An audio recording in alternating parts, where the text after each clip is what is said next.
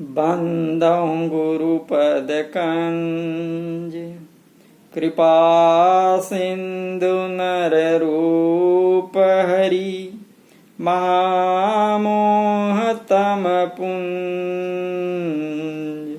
जाशु वचन रवि कर्णिकर। बोलिए श्री सद्गुरुदेव की जय। आप समस्त श्रोता बंधुओं को मेरा हार्दिक प्रणाम। गरुड़ पुराण के 13वें अध्याय का 7वां एपिसोड है, जिसमें आप सभी का स्वागत है, हार्दिक अभिनंदन है। कृपया जो चीजें इसमें बताई जा रही हैं उसको समझने का प्रयास कीजिए। जन समुझहि मन मुदित मन, मज्जहि अति अनुराग, लहहि चार फल अछत तनु, साधु समाज प्रयाग। जब आप इसको समझेंगे, समझकर इसको क्रियात्मक रूप से लेंगे, तब इससे जो है 4 फलों की प्राप्ति होती है। ऐसा रामायण में बताया गया और ये पुराण बता रहा है।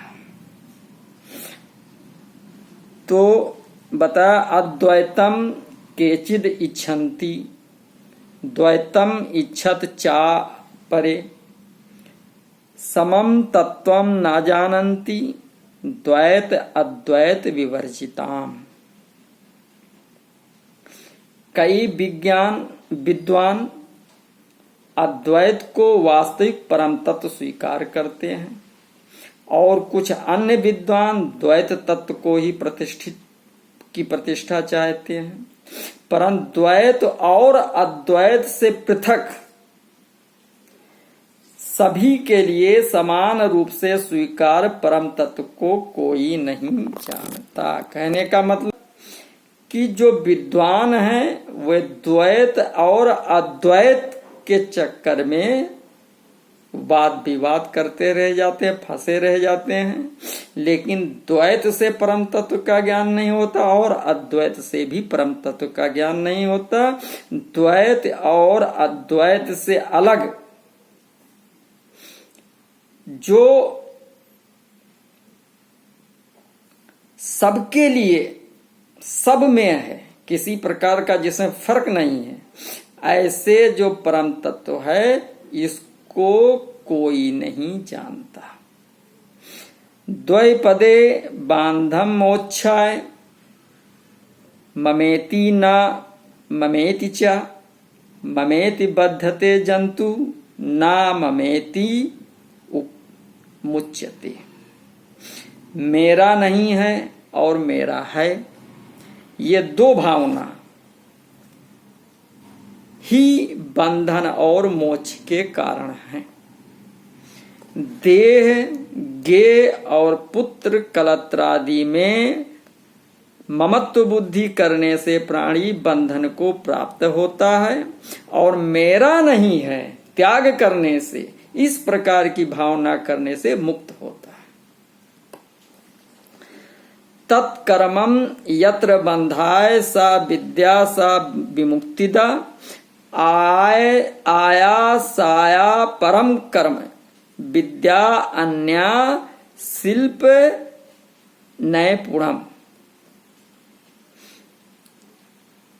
वही कर्म है, तत्कर्मम वही कर्म है, यत्र बंधाय जिसके द्वारा बंधन हो, यानी तत्कर्मम यत्र बंधाय सा वही कर्म है जिसके द्वारा बंधन हो। शा विद्या या विमुक्तिदा वही विद्या है जो मुक्ति को देने वाली हो। विद्या उसको कहते हैं कि जो मुक्ति प्रदाता, जिसके द्वारा व्यक्ति बंधन में पड़ जाता है और वो केवल परिश्रम कराने वाला कर्म है। बंधन भी प्राप्त होता है और परिश्रम भी करना पड़ता है। तो केवल शिल्प की निपुणता की तरह है। जैसे शिल्पी किसी मूर्ति को बहुत ही निपुण ढंग से, बहुत ही अच्छे ढंग से बनाता है, परिश्रम करता है, लेकिन वो शिल्पी जिस मूर्ति को बनाता है उस मूर्ति के बारे में उसका कोई भाव नहीं होता। यानी वो क्या है, किसकी मूर्ति है, इसके बारे में भाव, बस वो ये देखता है कि कितनी सुंदर ढंग से बने। उसी प्रकार से जो कर्म है, अब वो कर्म कर रहा है लेकिन उस कर्म से उसको कुछ, केवल वो सुंदरता का निरूपण कर रहा है कि अच्छे ढंग से बने, वो कलाकारी अपना यही है। उसी प्रकार से जो कर्म है वो केवल बंधन का कारक है, और जो ज्ञान है, जो विद्या है, वो मुक्ति का कारक है। यावत कर्माण दीयन्ते यावत संसार वासना, यावद आदि इंद्रिय चा अल्प तावत तत्व कथा कुतः। जब तक कर्म किए जाते हैं तब तक सांसारिक वासना रहती है, यानी कर्म ही बंधन है। जब तक कर्म करेंगे तब तक सांसारिक वासना होती है। जब तक इंद्रियों का चापल्यता है, यानी इंद्रियां चंचल स्वभाव की हैं, इंद्रियां जब तक कार्य करती हैं तब तक तत्व ज्ञान नहीं हो सकता है। तावत तत्व कथा कुतः, यानी इंद्रिय जब चलायमान है तो तत्व ज्ञान नहीं हो सकता। फिर क्या बताया गया, यावद अभिमानाश्च ममता यावद एव ही यावत प्रयत्न वेगो अस्ति यावत संकल्प कल्पना।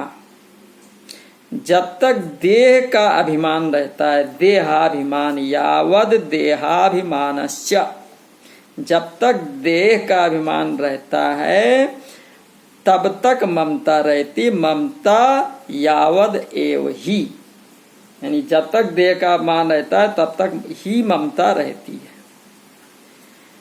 जब तक उद्योग में वेग रहता है यावत प्रयत्न वेगो अस्ति, जब तक उद्योग में वेग रहता है यावत संकल्प कल्पना, तब तक संकल्पों की श्रृंखला नहीं कटती, यानी संकल्प होता ही रहता है।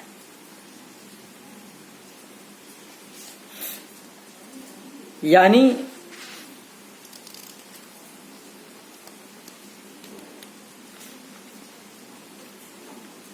देह का अभिमान होने पर, यानी हम हैं, हम शरीर हैं, ऐसा ममता रहने पर, और इंद्रियां लालायित रहने पर, आंख अपना विषय ढूंढ रही है, कान अपना विषय ढूंढ रही है, नाक अपना विषय ढूंढ रही है, मुंह अपना विषय ढूंढ रहा है, जिह्वा अपना विषय ढूंढ रहा है, त्वचा अपना विषय ढूंढ रहा है, तो जब तक ये इंद्रियां चलायमान हैं तब तक जो है संकल्प और विकल्प यही चलता रहता है। यावन्नो मन संस्थैर्यं न यावत अस्त्र चिंतनम यावत गुरु कारण्यम तावत तत्व कथा कुतः। जब तक मन में स्थिरत्व नहीं आता, अस्थायित्व नहीं आता, यावत मन संस्थैर्यम, जब तक मन में स्थिरता नहीं तब तक या शास्त्र चिंतनम, तब तक शास्त्र का चिंतन नहीं हो पाता।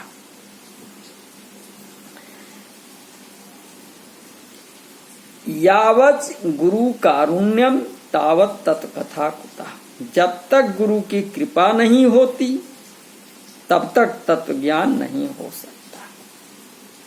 यानी तत्व ज्ञान के लिए सद्गुरु की कृपा की आवश्यकता है।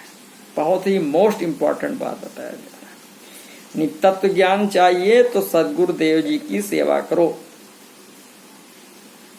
जैसा श्री कृष्ण जी ने आदेशित किया तद्धिन प्रणपातेन परिप्रश्नेन सेवया उपदेशन्ति ते ज्ञानम ज्ञानिनस् तत्वदर्शिना।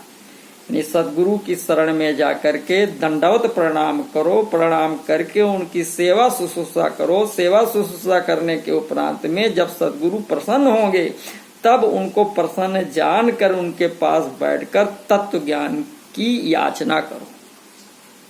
तब वो तत्वज्ञानी महापुरुष आपको तत्व ज्ञान कराएंगे। यही चीज यहां बताया गया।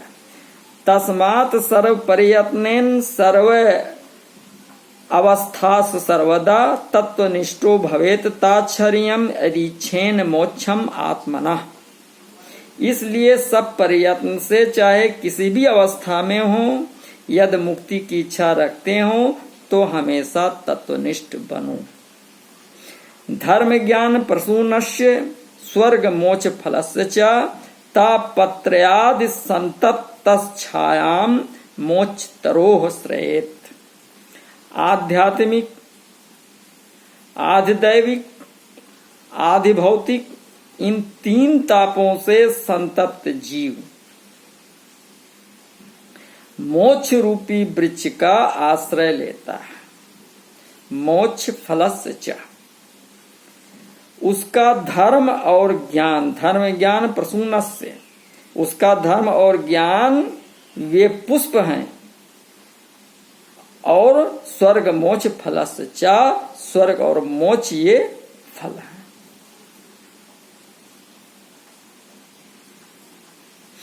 यानी जो आध्यात्मिक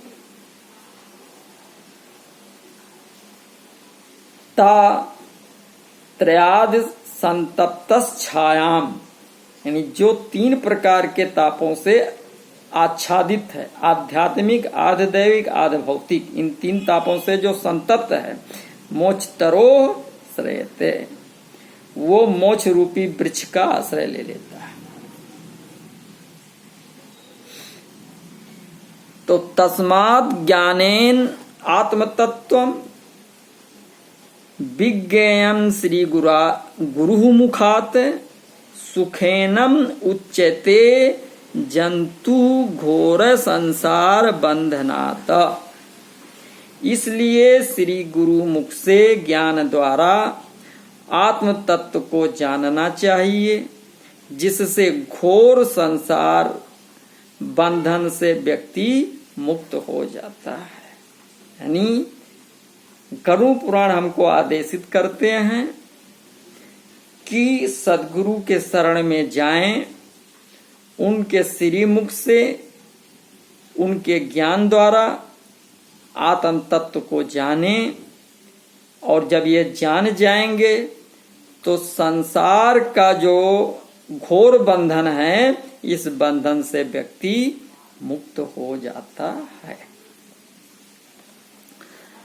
तत्व ज्ञानस्य अंतिमम कृत्यम सुणवच्छाम ते आधुना एनम मोक्षम वाप्नोति ब्रह्म निर्वाण संज्ञकम।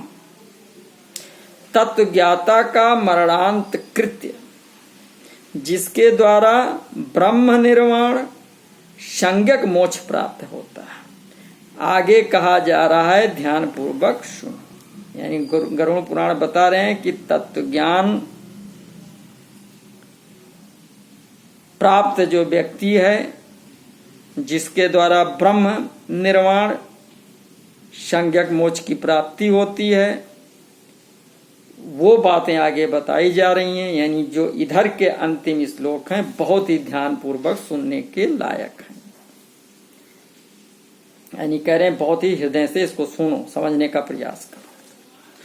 अंत काले तु पुरुष आगते गत साध्वशा छिंद पद संग शस्त्रेण स्पृहाम देहे अनुये चाता। यानी क्या बताया?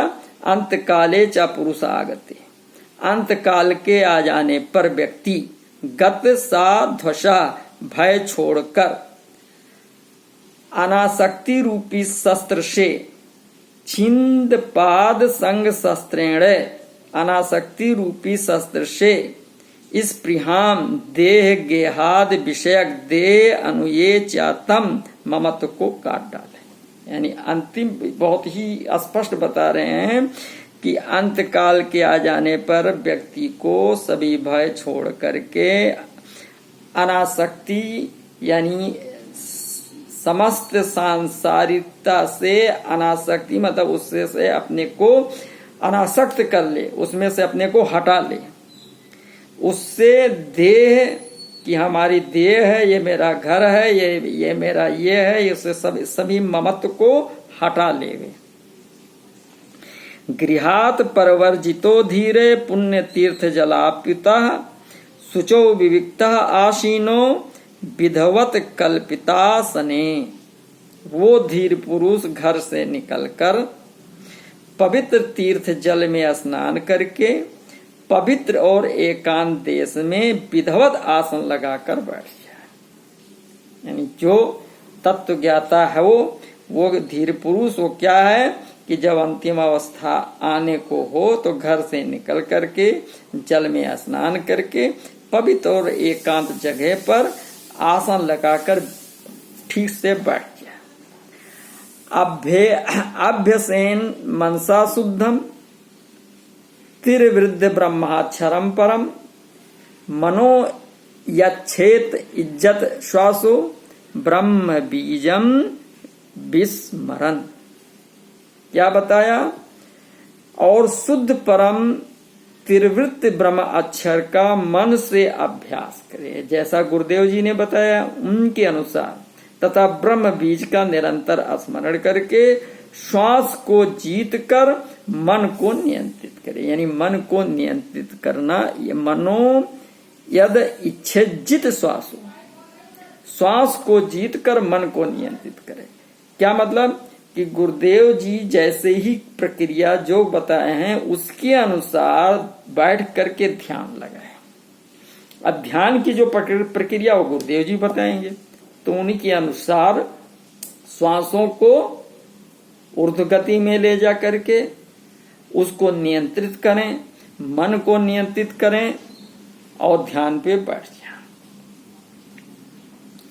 नियच्छेद विषयम्भ्यो अच्छन मनसा बुद्धिसारथी मना कर्म भी राक्षिप्तम शुभार्थे धार ए दिया। क्या बताया कि बुद्धि रूपी सारथी वाले धारे धी या, बुद्धि रूपी सारथी वाले, बुद्धि सारथी वाले मन के द्वारा मनसा बुद्धि सारथी विषयों से रोक कर कर्म के फेर में पड़े हुए मन को अच्छे कार्य में बुद्धि द्वारा परिवर्तन करे। यानी क्या हुआ कि अपनी बुद्धि लगा करके मन की चंचलता को रोके, श्वास को रोके, मन की चंचलता को रोके और एक बिंदु पर ध्यान लगाए। अहम ब्रह्म परम धाम ब्रह्म अहम परम पदम एवं समीक्ष चा आत्मानम आत्मन्या अधाय निष्कले। तो परम धाम रूप ब्रह्म, परम पद रूप ब्रह्म मैं हूं, ऐसा विचार करें।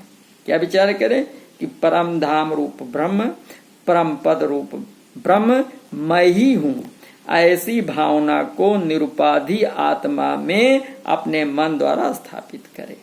यानी आत्मा जो है वो परमात्मा है, आत्मा ही परमात्मा है, ऐसा विचार करके अपने मन को नियंत्रित करें, मन को लगाए कि आत्मा ही परमात्मा है।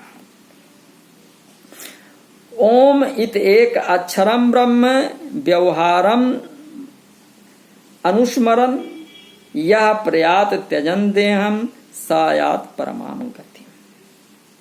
आप कह रहे हैं एकाक्षर ब्रह्म ओमकार का जप तथा मेरा स्मरण करते हुए अपने शरीर को जो तत्वज्ञानी त्यागते हैं उनको उत्तम गति मिलती है।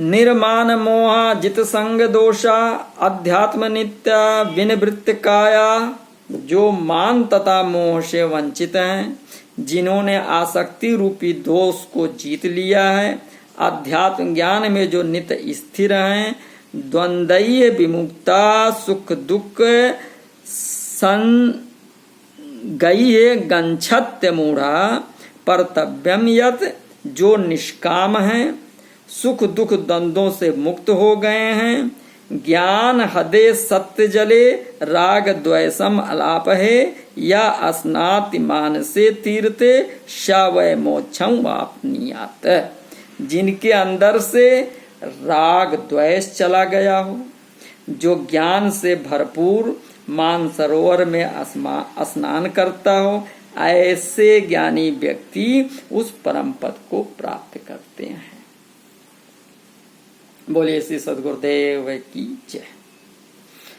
अब इसी चीज को कबीर साहब ने बहुत ही स्पष्ट रूप से बताया है, जैसा गरुड़ पुराण ने आदेशित किया है कि जो बताया कि आप निकलें और एक जगह कर सुंदर स्थान देख करके वहां पर बैठ जाएं। तो बैठ करके ध्यान कैसे लगाएं, तो बताया तन थिर, मन थिर, बचन थिर, सूरत निरत थिर होए, कहें कबीर व पल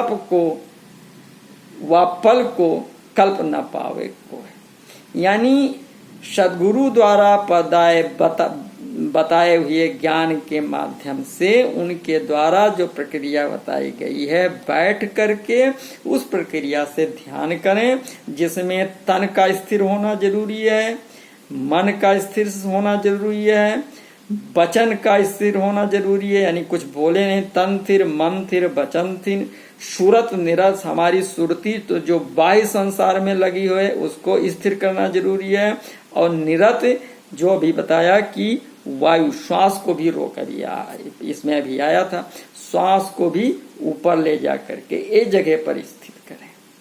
तो जब ये पांचों चीज इकट्ठा हो जाएंगे तब जो चीज बनेगी, जो योग बनेगा, वो योग कल्पांतर तक तपस्या करने वाले से भी बढ़कर वो एक क्षण का, एक पल का वो समय अगर ऐसा होता है तो उससे भी बढ़कर होगा और वो मोक्ष प्राप्ति के तरफ सद्गुरु की कृपा से बढ़ जाता है। तो आइए यहाँ समाप्त करते हैं और आप लोगों को बहुत बहुत धन्यवाद।